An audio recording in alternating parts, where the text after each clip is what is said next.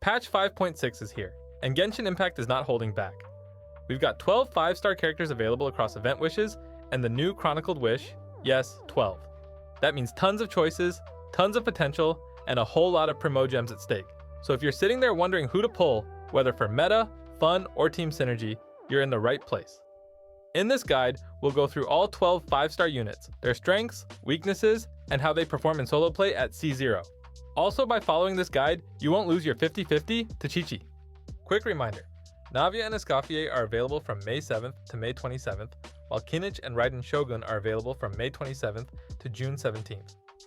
The remaining 8 characters are featured on the new Chronicled Wish banner, also running from May 27th to June 17th, 2025. This banner gives you a second chance at previously released 5 stars and includes a massive pool of weapons and characters, making it a high-value pull option for players looking to expand their roster or complete teams with key units. You want to pull for Escoffier, eh? Well, she can cook, literally. Cryo Chef support coming right up. Escoffier is a cryo support unit who excels in freeze teams. She applies off-field cryo damage while healing your team, making her a double threat in solo or sustained team play. Her cryo-resistant shred is massive, up to 55% with the right teammates, and her kit's easy to use. Drop her skill and burst, then swap out. However, her usefulness drops sharply outside cryo or hydro teams, and her damage is very single target. Her personal numbers won't carry your team, but she's an excellent enabler. Pull her if your team needs a support that chills and heals. You're thinking about Navia? I mean, who wouldn't want to flex with Fontaine's most fashionable enforcer? Navia is a stylish Geo Claymore DPS with a focus on massive skill-based burst damage. She creates crystallized shields often, giving her strong defensive uptime for solo players. Better yet, she's not locked into mono Geo, like other Geo DPS units. Her flexibility makes her easier to slot into mixed element teams. On the downside, her kit is very crit reliant. If her skills don't crit, her output tanks hard. Her damage is also front-loaded and less impressive in long fights. If you enjoy explosive, flashy DPS with built-in shielding, Navia is your pick. So you're eyeing Kinich, huh?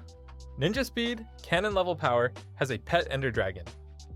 Kinich is a fast, burst-heavy Dendro Claymore user who specializes in reaction damage, especially burning and burgeon. His movement-heavy kit allows him to dodge attacks and keep pressure on while his skill locks onto enemies automatically. To master Kinich, you'll need tight timing and precise rotations. He's high skill, high reward, but weak without proper team support. Pull Kinich if you love nimble characters that reward mastery. Raiden Shogun? Oh, you want damage, energy, and elegance in one? Bow before the Electro Archon. Raiden Shogun is both a main DPS and an incredible energy battery. Her skill provides passive electro application and builds resolve, which she then expends in a powerful multi-hit burst that restores energy to your team. She's simple to play, has great uptime, and performs well even at C0. Her field time requirement and synergy limits with certain units like Beidou are minor drawbacks. Raiden is an easy recommendation for nearly any account. Before we dive into the rest, let's talk about the Chronicled Wish banner. This isn't your usual event banner. Instead of featuring just 2 5-star characters, this one offers a curated pool of previously released 5 stars and weapons, giving newer players or returning veterans a second shot at some of the game's most powerful or popular units. It's perfect for filling out teams, completing elemental rosters, or grabbing that one unit you missed in a past version. With so many available though, luck plays a bigger role, so weigh the pros and cons carefully before you commit. Thinking of Ayaka? Ice Princess vibes with lethal precision, she's elegance turned weapon. Ayaka is a cryo burst DPS who dominates freeze teams. Her elemental burst is one of the strongest in the game, and her cryo-infused normal attacks, enabled by her unique sprint, let her maintain pressure between rotations. She does require a battery or lots of energy recharge due to her 80 cost burst. She also thrives in premium teams with characters like Shenhye or Kazuha.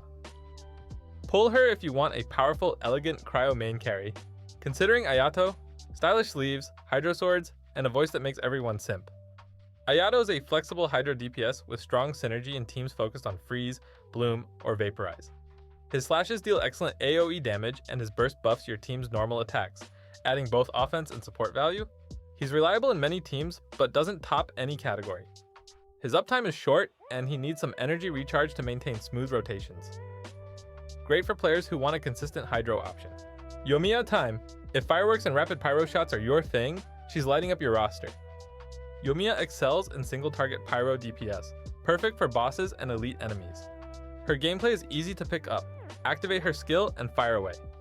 With a vaporized team, she can melt enemies rapidly from a safe distance. However, she lacks AoE potential and struggles when needing to reposition. She also relies on strong supports to really pop off. Pick Yoimiya if you enjoy flashy pyro damage and simple rotations. Chiori's here with her trusty scissors and devastating dolls. She sews enemies into submission. Chiori is a stylish GO sub DPS whose Tomoto doll provides steady off-field damage. She scales with both attack and defense, offering build flexibility, and her burst adds a reliable GO nuke. At C0, she needs another GO construct on your team to unlock her full potential, which can restrict comps. She's a great pick if you're already running GO units like Itto or Goru. Mommy Miko, Yoimiya. Foxy, shocking, and smarter than all of us combined. Yoimiya provides high electro application and damage via her fox totems. She fits into Dendro reaction teams beautifully, especially Aggravate and Hyperbloom. Her burst resets her totems and adds big AoE electro damage. Her biggest drawback is her 90 cost burst and slow totem setup, which can interrupt fast-paced rotations. Still, her off-field electro output makes her a valuable asset. Pull her if you want a smart and strategic sub DPS. Arataki Itto time, baby! Muscle, mischief, and more headbutts than the average Oni should legally be allowed. Itto's a defense-scaling GO brawler who unleashes huge damage through charged claymore attacks. He's fun, durable, and surprisingly simple to use.